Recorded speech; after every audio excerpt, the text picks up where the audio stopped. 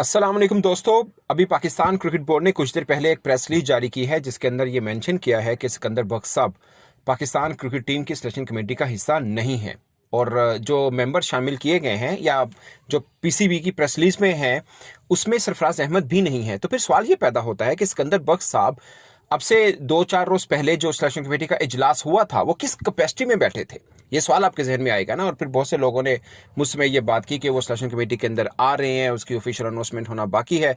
मगर अब जब ऑफिशियल प्रेस रिलीज जारी की तो उसमें 4 रुकनी सिलेक्शन कमेटी है। एक्चुअली में 5 रुकनी सिलेक्शन कमेटी है, मगर 5वें जो रुकन है वो वोटिंग राइट नहीं रखते। वोटिंग राइट ना रखने का मतलब ये है कि अगर कहीं पे किसी क्रिकेटर के ऊपर मामला फंस जाए, यानी डिवाइड हो जाए सिलेक्शन कमेटी, कोई कहे लेना है कोई कहे नहीं लेना, तो फिर वोटिंग कर ली जाती है। मगर जो 5वां रुकन है उसकी वोटिंग काउंट नहीं होगी।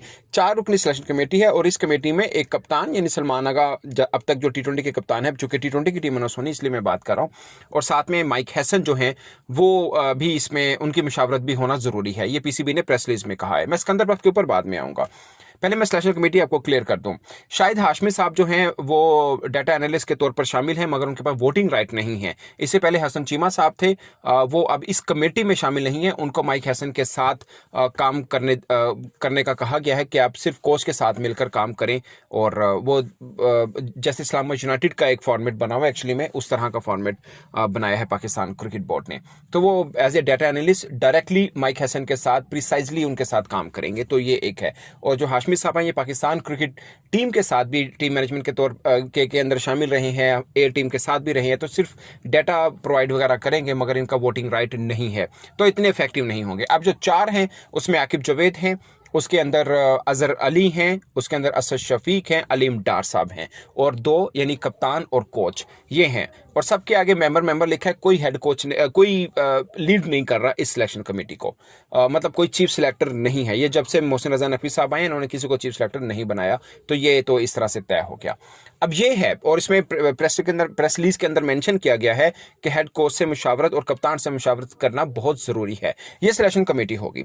अब मैं उस पर आता हूं कि सिकंदर बख्श साहब के हवाले से क्या। एक तो चीज ये है कि सिकंदर बख्श साहब भी सिलेक्शन कमेटी का हिस्सा बनाए गए थे, मगर बाद में जो रिएक्शन आया उनको बनाए जाने पर वो बहुत शदीद किस्म का था। उसके ऊपर लोगों ने क्रिकेट बोर्ड के ऊपर तनकीद की कि भाई ये जो क्रिकेटर्स को बुरा भला बोलते हैं, जो गालियां देते हैं, जो क्रिकेट बोर्ड को बुरा भला बोले, आप उनको अपने बोर्ड में जॉब दे के चुप करा ले, ये कौन सा तरीका है। तो इससे पहले जो जुमेरात को एक बैठक हुई थी, सिलेक्शन कमेटी के ही अरकान उसमें बैठे थे, तो वहां पर सिकंदर बख्श साहब भी थे, मगर अब जो सिलेक्शन कमेटी ना उसके मुताबिक पीसीबी कह रहे हैं कि नहीं जी, सिकंदर बख्श साहब या कोई भी और इस सिलेक्शन कमेटी का हिस्सा नहीं है, यही जो 4 रुकन है बस यही है। तो ये क्यों हुआ उसकी वजह मैंने आपको बता दी है। सिकंदर बख्श पे जिस किस्म का रद्द अमल आया उसके बाद पाकिस्तान क्रिकेट बोर्ड बैकफुट पर हुआ और सिकंदर बख्श साहब को सिलेक्शन कमेटी से हटा दिया गया। अगरचे उसकी ऑफिशियल अनाउंसमेंट ही नहीं हुई थी, तो हटा देना शायद ठीक वर्ड नहीं होगा, मगर उससे पहले जब उनसे काम लिया गया था वो काम अब सिलेक्शन कमेटी के तौर पर नहीं होगा। बट इसका मतलब ये हरगिज नहीं है कि सिकंदर बख्श साहब पाकिस्तान क्रिकेट बोर्ड के साथ काम नहीं कर रहे। फिर आप कहेंगे कि यार सिलेक्टर थे या जो भी थे, अगर काम नहीं कर रहे, सिलेक्शन कमेटी के अंदर भी नहीं है, तो फिर क्या कर रहे हैं वो। तो अब पाकिस्तान क्रिकेट बोर्ड ने अब क्या किया है, एक जिसे बोलते हैं मुशाहिदा कमेटी कह लें, ऑब्जर्वेटरी कमेटी आप कह लें, वो एक बनाई है जिसके अंदर सिकंदर बख्श साहब भी हैं, इसके अंदर सरफराज अहमद भी हैं, इसके अंदर सिलेक्शन कमेटी के 2 अरकान जिसमें आकिब जावेद और अलीम डार ये भी शामिल हैं। तो ये 4 मेंबर एक कमेटी है। इसका काम ये है कि डोमेस्टिक रिफॉर्म्स को देखना, इसका काम ये है कि जो सिलेक्शंस के मैटर हो रहे हैं वो मेरिट के ऊपर हो रहे हैं, मतलब इसका ऑब्जेक्टिव बेसिकली है इस कमेटी का बनाने का, ये है कि वो मेरिट के ऊपर हो रहे हैं या नहीं हो रहे। और मुझे लगता है कि इसको फिर आपकी ए टीम के अंदर भी आप पिच कर सकते हैं। इसके अलावा अगर कोई कंप्लेन आती है हमारे दूसरे जो डोमेस्टिक के अंदर प्रॉब्लम्स हैं, तो उसको भी ये कमेटी देखेगी। यानी हम समझ नहीं आ रही, खिचड़ी बन गई मेरे मुताबिक तो, कि उसको डोमेस्टिक मतलब जो डोमेस्टिक की प्रॉब्लम है वो डोमेस्टिक डिपार्टमेंट ठीक नहीं देख रहा, ऑफकोर्स, इसलिए ये कमेटी भी बनाई है कि उनके ऊपर नजर रखेगी। और फिर इस कमेटी को आप कह सकते हैं एक तरह से ये लीड करेगी या हेड करेगी सिलेक्शन कमेटी को भी। तो एक तरह से ये सिलेक्शन कमेटी के ऊपर एक और कमेटी है। मतलब मैं इसको ये समझ रहा हूं कि सिलेक्शन कमेटी के 2 अरकान भी इस कमेटी के अंदर शामिल हैं। वो शायद गोंगलू से मट्टी हटाने के लिए होंगे, उनमें आकिब जावेद और अलीम डार हैं। और इस कमेटी के अंदर मेन जो किरदार हैं वो सरफराज अहमद हैं और सिकंदर बख्श साहब हैं। तो ये 4 रुकनी कमेटी सिलेक्शन कमेटी को देखेगी ये ठीक काम कर रही है या नहीं कर रही है। तो अगर उनको हेड कर रही है तो ये बेसिकली पोस्ट ज्यादा बेहतर है।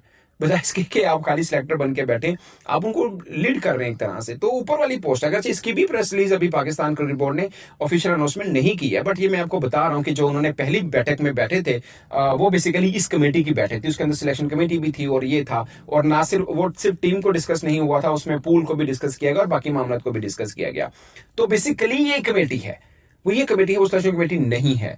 तो अब वो पाकिस्तान क्रिकेट बोर्ड के साथ काम कर रहे हैं, बट बीइंग अ सिलेक्टर नहीं कर रहे, बट सिलेक्टर के बोस के तौर पर कर रहे हैं, अब ये कह सकते हैं इस तरह से। और बाकी भी बहुत से मामला हैं जो सिकंदर बख्श साहब, सरफराज अहमद साहब की जो कमेटी है वो ये देखेगी। उसके अंदर आकिब जावेद भी हैं, बट एक खिचड़ी है, एक कमेटी है उसके ऊपर एक और कमेटी है, एक डिपार्टमेंट है उसके ऊपर भी एक कमेटी है। तो इतनी कमेटियां हैं, अगर तुम किसी से शक है तो बंदे पहले से ही ला लो। मुझे शक उस पर है जिनको आपने ऊपर लगाया है। मतलब सरफराज अहमद एक अच्छा क्रिकेटर है, उनका जितना करियर बड़ा शानदार रहा है, मुझे उन पर कुछ नहीं है। वो वैसे भी करंट क्रिकेट से उठ के आ रहे हैं, वो सिस्टम को जानते हैं, डोमेस्टिक में क्रिकेटर्स को जानते हैं, गुड। मगर आपने सिलेक्शन कमेटी के दौर कहीं भी उस कमेटी में डाली है, आपने सिकंदर बख्श साहब को भी डाल दिया, फिर उसका पर्पस क्या है उस कमेटी का? वो सिलेक्शन कमेटी को भी देखेगी, यानी खुद सिलेक्टर ही अपनी कमेटी के बारे में भी देखेंगे, ठीक काम कर रहे हैं नहीं कर रहे, ये समझने में थोड़ा सा है। और फिर वो कमेटी डोमेस्टिक डिपार्टमेंट को भी देखेगी, वो भी सही काम करते हैं नहीं करते।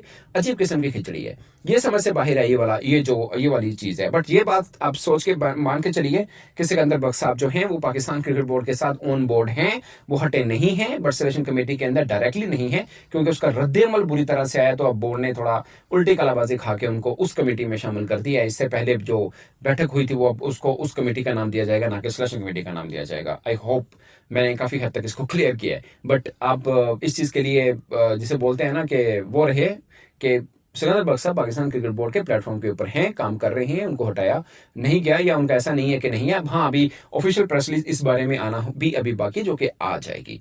बट सिलेक्शन कमेटी में वो नहीं है, तो वो नहीं है, मतलब वो सिलेक्टर नहीं है। बस ये है जो पीसीबी की प्रेस रिलीज है, वो ये कह रही है कि सिकंदर बख्श साहब इसके अंदर नहीं है, सो नहीं है। मगर ऐसा नहीं है कि सिकंदर बख्श साहब किसी और कमेटी में ना हो या बोर्ड के साथ काम ना करें। इस पर दोस्तों आप अपनी राय कमेंट के सूत्र में जरूर बताएगा। मेरी तरफ से इतना ही, इजाजत दीजिए, अल्लाह हाफिज।